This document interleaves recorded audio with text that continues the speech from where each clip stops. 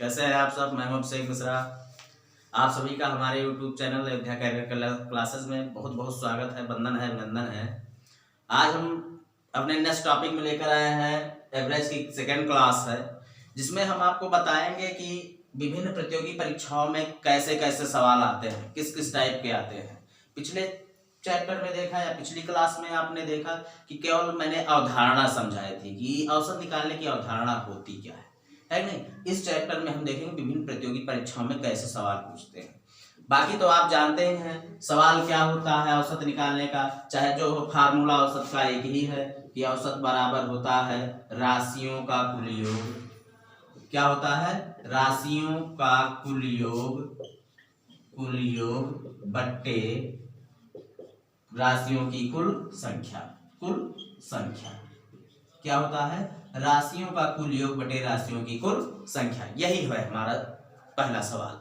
ठीक है, यही हमारा फार्मूला, इसी के आधार पर लगेगा हमारा पहला सवाल। चलिए देखते हैं हमारा पहला सवाल क्या है। आइए चलिए देखते हैं पहला सवाल पूछता कैसे है कि तीन संख्याओं का औसत 10 है। यदि पहली दो संख्याओं का औसत 11 हो तो तीसरी संख्या ज्ञात कीजिए। अब हमें संख्याएं नहीं पता है, हमें औसत दे दिया गया। मान लीजिए कोई तीन संख्या है नहीं, ऐसे तीन संख्याएं दी गई हैं। तीन संख्याएं कह रहा है इनका औसत कितना है? 10 है। औसत का मतलब क्या हुआ कि इन तीनों संख्याओं का योग करने के बाद 3 से भाग दे दिया जाए तो हमारा औसत कितना मिल रहा है? 10 मिल रहा है नहीं। तो तीन संख्याओं का औसत जब 10 है तो योग उसका हम निकाल लेंगे। सबसे पहले तीनों संख्याओं का योग है नहीं, तो तीनों संख्याओं का योग कैसे होगा? देखिए, तीन संख्याओं का औसत लिखेंगे सबसे पहले। तीन संख्याओं का औसत, तीन संख्याओं का औसत बराबर दिया गया है कितना? 10। तो तीनों संख्याओं का योग कितना हो जाएगा? योग बराबर हमारा क्या हो जाएगा? 3 गुणे 10 बराबर 30। कहने का मतलब तीनों संख्याओं का योग कितना है? 30 है ना। अब कह रहा है यदि पहली दो संख्याओं का औसत 11 है। क्या कह रहा है? पहली दो संख्याओं का योग, दो संख्याओं का योग समझ रहे हैं ना, का औसत पहले लिख लीजिए। इसका मतलब ये हुआ कि जैसे मैंने बताया तीन संख्या को ये ऐसे दी गई थी, तो तीनों संख्याओं का औसत तो था 10, योग निकाला हमने तो क्या हो गया? 30 हो गया। कह रहा है पहली दो संख्या, इन दो संख्याओं का औसत कितना है? 11 कह रहा है, तो ये हमें तीसरी संख्या ज्ञात करनी है। तो पहली दो संख्याओं का औसत कितना है? 11 है। तो योग कितना हो जाएगा? योग हमारा हो जाएगा 11 गुणे 2, 11 गुना 22 हो गया है नहीं। अब तीन संख्याओं का औसत हमें 10 पता था, दो संख्याओं का योग कितना औसत था? 10, योग 30 आया। फिर दो संख्याओं का योग हमें 22 मिल गया, तीसरी संख्या मिल जाएगी नहीं? बहुत आसानी से तीसरी संख्या क्या मिलेगी? तीसरी संख्या बराबर क्या हो जाएगा? तीनों संख्याओं का योग जितना आया है 30 में से दो संख्याओं का योग घटा दिया जाए, ऐसे 22। तो हमारी तीसरी संख्या मिल जाएगी कि नहीं मिल जाएगी? तीसरी संख्या क्या हो जाएगी? 30 में से 22 गया 8। हमारी तीसरी संख्या क्या है? 8। यही हमारा उत्तर हुआ। ठीक है, लगा लीजिए। चलिए नेक्स्ट सवाल चलते हैं। चलिए देखते हैं हमारा नेक्स्ट सवाल क्या है। कह रहा है एक फैक्ट्री में 15 व्यक्ति काम करते हैं।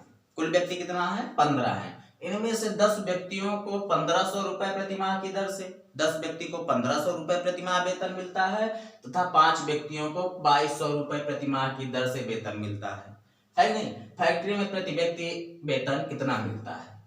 औसत वेतन हमें बताना कि 15 व्यक्तियों को अगर जोड़ लिया जाए तो औसत वेतन कितना मिले। चलिए, कह रहा है इनमें से 10 व्यक्तियों को 1500 रुपए मिलता है नहीं। 10 व्यक्ति ऐसे हैं जिनको प्रतिमाह 1500 रुपए मिलता है और 5 व्यक्तियों को 2200 रुपए मिलता है। तो दोनों का हम ज्ञात कर सकते हैं ना कुल वेतन कितना मिलता है। तो चलिए लिखेंगे क्या? 10 व्यक्तियों का कुल औसत वेतन क्या लिखेंगे? 10 व्यक्तियों का कुल वेतन है नहीं। कुल वेतन बराबर कितना हो जाएगा? 10 गुणे औसत वेतन कितना है? 1500 लिख दिया हमने, बराबर कितना आया? 15,000। इतना हमारा क्या हो गया? औसत वेतन किसका है? 10 व्यक्तियों का। फिर 5 व्यक्तियों का कुल वेतन कितना हो जाएगा? 5 व्यक्तियों का शेष 5 व्यक्ति है ना, ये 5 व्यक्ति शेष बचे हैं। शेष 5 व्यक्तियों का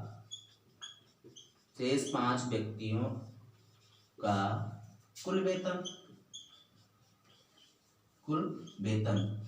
वेतन मतलब होता है वेतन का योग।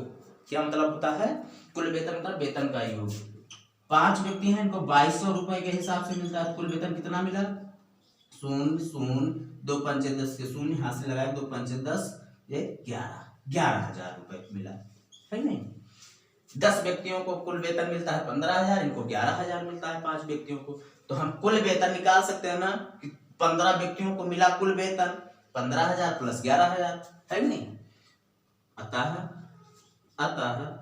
15 व्यक्तियों को, अतः क्या लिखेंगे? 15 व्यक्तियों को मिला कुल वेतन, कुल वेतन कितना मिला? 15,001 मिला है प्लस 11,000 मिला है नहीं? कितना मिला? जोड़ लीजिए, 15 11 कितना होता है? 26,000 रुपए। कुल वेतन कितना मिल गया? 26,000 रुपए। अब हमें निकालना क्या था? हमें निकालना है कि फैक्ट्री में प्रति व्यक्ति औसत वेतन कितना मिलता है। हमें क्या निकालना है? प्रति व्यक्ति औसत वेतन। तो मैंने बताया औसत वेतन बराबर होता क्या है? औसत वेतन बराबर राशियों की कुल संख्या, या यहाँ पर क्या हो जाएगा? कुल वेतन। कुल वेतन कितना है? 26,000। कितना है? 26,000 बटे कुल संख्या, फैक्ट्री में काम करने वाले व्यक्तियों की कुल संख्या कितना है? 15 है। बस हो गया, आपका औसत वेतन निकला है। औसत वेतन होगा क्या? देखिए, काट दीजिए, 15 एकम 15, 15 11 26 होता है, 11 हुआ 110 हुआ है नहीं। 15 का टेबल पढ़ेगा 110 से ज्यादा ना हो, तो 15 छक्का 90, 15 सत्ते 105, 5 बचा है नहीं। इधर आया कितना हुआ? 50 हो गया है नहीं। 50 15 कितना होगा भाई? 50 होगा ना। 15 चौको 60, देखिए 15 एक 15, 11 बचा 110 हुआ, 15 सत्ते 105, 105 हुआ तो 105 में 5 बचा, फिर 5 शून्य हुआ, 50 हुआ, 15 तिया 45, कितना हुआ? 15 तिया 45, 5 बचा है नहीं। दशमलव लगाइए, 50 हो गया, 15 तिया 45 इतना कर लीजिए, बस बात खत्म है नहीं। शून्य बढ़ा लीजिए है ना, 50 हुआ, छोटा है ना, तो 15 तिया 45 इतना हो जाए। मान के चलिए आपका 1730 कितना हो जाएगा? 1733 रुपए 33 पैसे है नहीं। ये हमारा उत्तर हो जाएगा। लगा लीजिए सब। देखिए फिर से कट कर लिए, 15 एक 15 बचा 11, 110 हुआ, 15 सत्ते 105 बचा 5 है नहीं। कितना हो जाएगा? 50 हुआ। फिर 15 से टेबल पढ़ेंगे, 15 तिया 45 हुआ है नहीं, 5 बचा, फिर 50 हुआ, फिर 15 तिया 45 है नहीं, फिर 3 बार गया, फिर 5 बचा, 0.33 ऐसे आता रहेगा। तो हमारा कुल मिला के प्रति व्यक्ति औसत वेतन कितना हुआ? 1733 रुपए 33 पैसे। लगा लीजिए। चलिए, लिखा है 7 क्रमागत संख्याओं का औसत 56 है, तो सबसे छोटी संख्या बताइए है नहीं। 7 क्रमागत संख्याओं का औसत दिया गया है 56।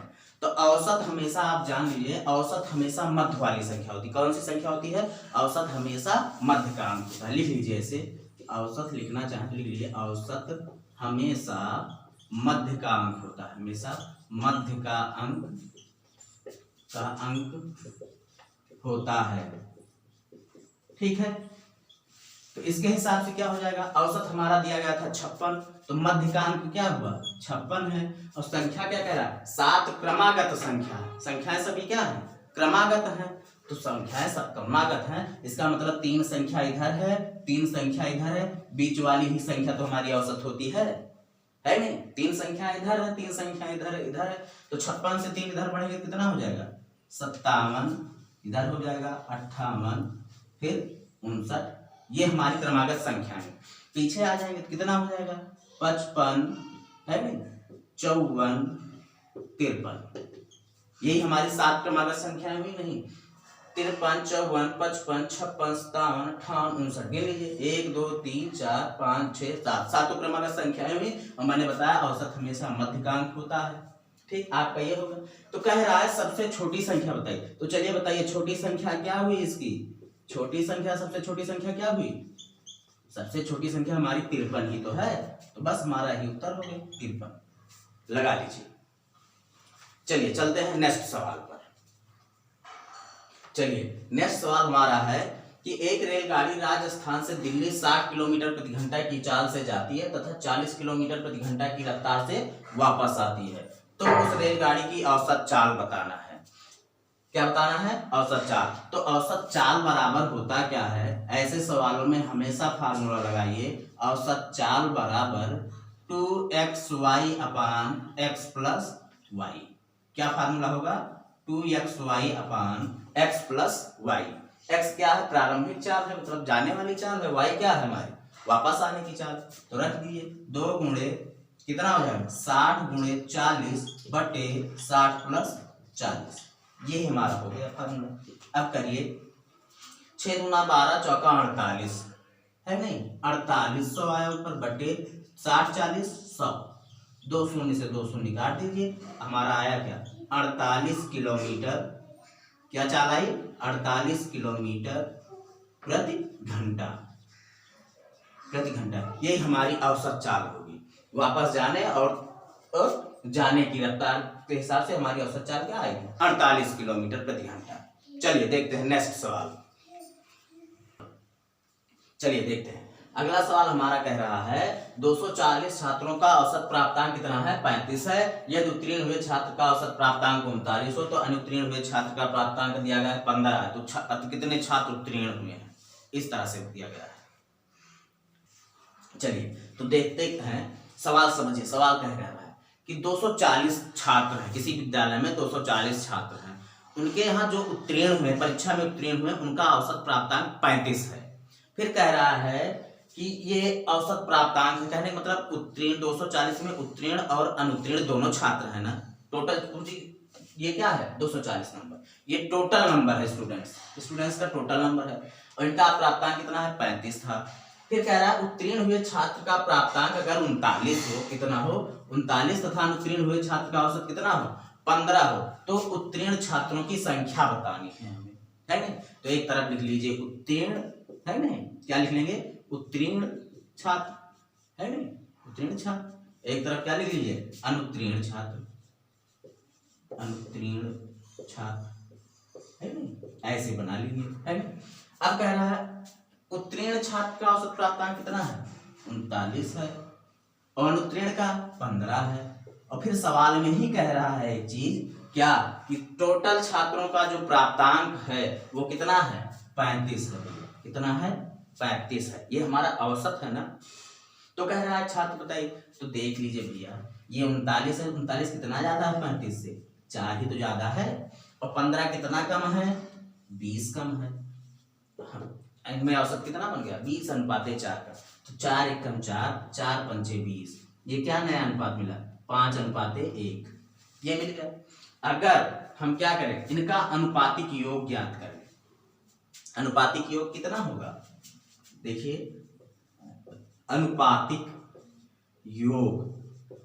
योग कितना है, अनुपाते 5 प्लस अनुपाते 1 बराबर अनुपाते 6, कितना हो जाएगा अनुपाते 5 प्लस अनुपाते 1 बराबर कितना हो जाएगा 6 अनुपात, कितना हो गया अनुपाते 6 हो गया, ये हमारा अनुपातिक योग है। फिर कह रहा है कि अनुपातिक योग आया 6, यानी मतलब ये उत्तीर्ण और अनुत्तीर्ण दोनों का योग है ना, तो हमारा औसत कह रहा है टोटल बच्चों की संख्या कितनी है 240, कहने का मतलब अनुपाते 6 बराबर कितना 240, अनुपाते 6 बराबर कितना 240, तो अनुपाते 1 बराबर 6 कम 6 6 चौका 24 40, अनुपाते 1 बराबर हमारा आ गया 40 छात्र, कितना छात्र 40 छात्र, ये छात्र की संख्या बताएगा। अनुपाते 1 बराबर कितना 40 छात्र, भाई जब अनुपाते 6 था तो 240 छात्र थे, तो अनुपाते 1 बराबर 40 छात्र, तो उत्तीर्ण छात्र की हमें क्या बतानी थी संख्या बतानी थी, तो छात्र उत्तीर्ण हुए, कितने छात्र उत्तीर्ण हुए, तो उत्तीर्ण छात्र का औसत कितना है 5 है ना, तो क्या हो जाएगा अनुपाते 5 बराबर, भाई अनुपाते 5 ही तो है उत्तीर्ण छात्रों का, अनुपाते 5 बराबर क्या हो जाएगा 5 × 40 4 × 5 20, 200 छात्र है भैया, कितने छात्र उत्तीर्ण हुए हैं? 200।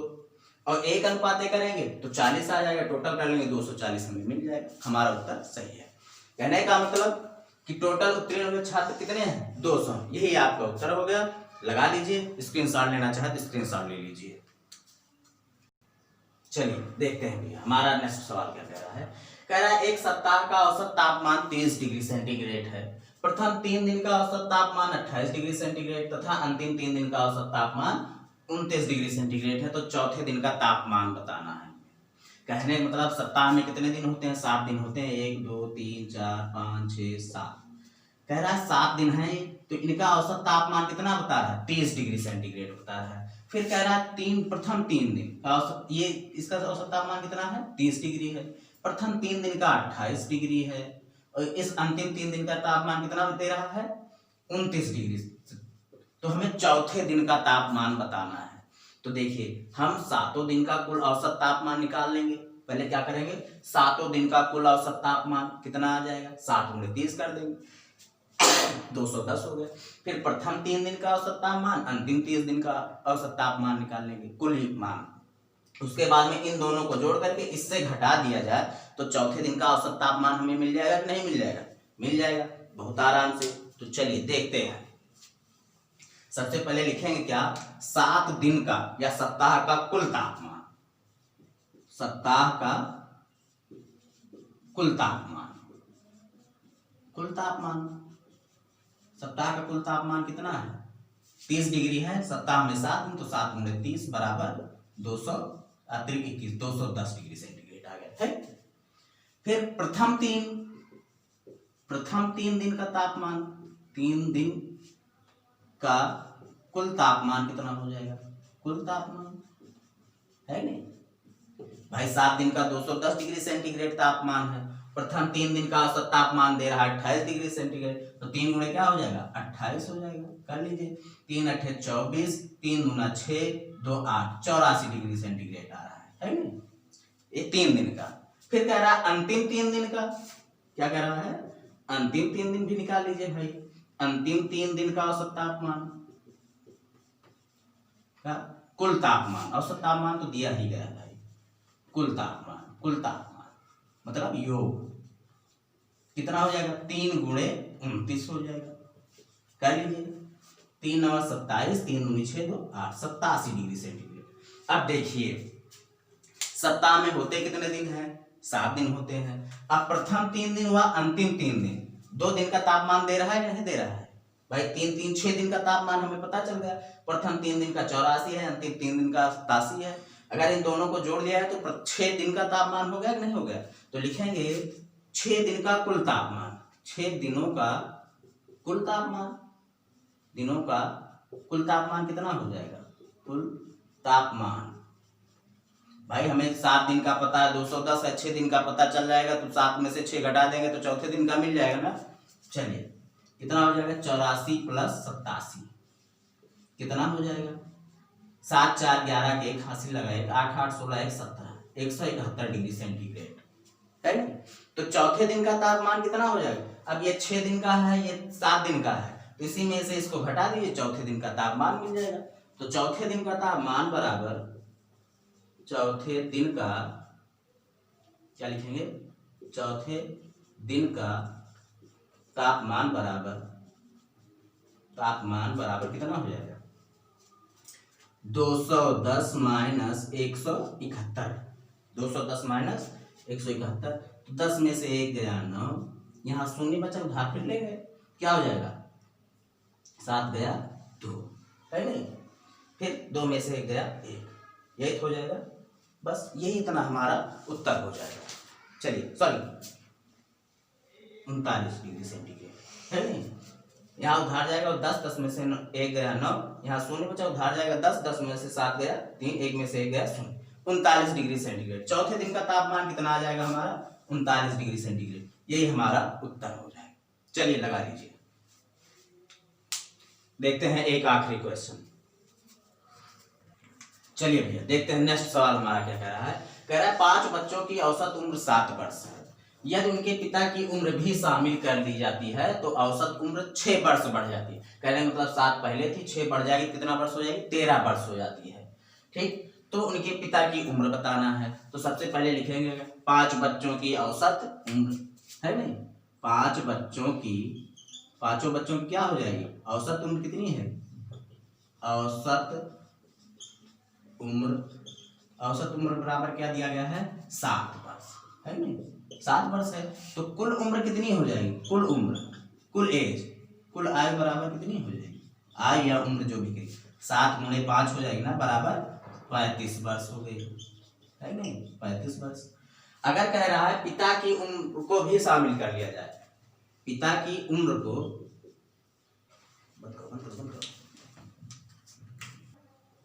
चलिए पिता की उम्र को भी शामिल करने पर, पिता की उम्र को शामिल करने पर औसत आयु कितनी हो जा रही है? औसत आयु बराबर क्या हो जा रहा है? 6 वर्ष बढ़ जा रही है और अधिक हो जा रही है। कहने का मतलब 7 पहले थी, 6 बढ़ जा रही है, तो 7 6 13 वर्ष हो जा रही है। कितनी वर्ष हो जा रही है? 13 वर्ष। तो कुल कितना हो जाएगा? कुल औसत आयु पिता सहित शामिल करने पर क्या हो जाएगी? कुल औसत आयु बराबर हो जाएगी, कुल औसत आयु बराबर कितना? अब पिता शामिल हो रहे हैं, है नहीं?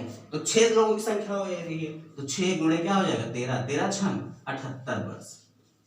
क्या हो जा रही है? 78 वर्ष। कुल औसत आयु हो जा रही है 78 वर्ष। अब होगा क्या? अब देखिए, बच्चों की कुल आयु 35 वर्ष है, पिता को शामिल करने पर 78 वर्ष हो जा रही है। 78 में से 35 घटा दीजिए, पिताजी की उम्र आ जाएगी। तो पिता की उम्र बराबर